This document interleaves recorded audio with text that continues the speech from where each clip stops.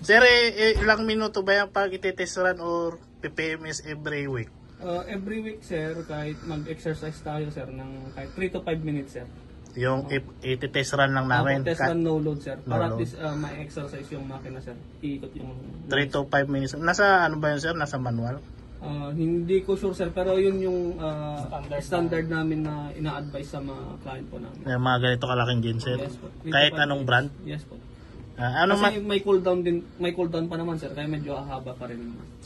anong mayayari ba pag ginawa siyang 10 minutes or 15 minutes? Minsan, sir, pag sobrang tagal kasing walang load, magkakaroon ng unburned fuel dun sa may turbo, sir. So hindi talaga advisable na matagal talaga. matagal na walang load. Opo. Or mababang load. Opo. Underload kung tawagin sa mag-underload ka, sir. Unburned fuel yung...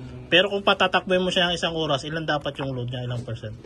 At least mga 30 siguro, sir. So, Nung nag-testing naman na tayo, sir. so kung 10% parang underload pa rin, dapat sir. patayin agad. Kung 10% lang load, Opo, sir. dapat 30 pataas. Sige sir, thank you. Yes, sir.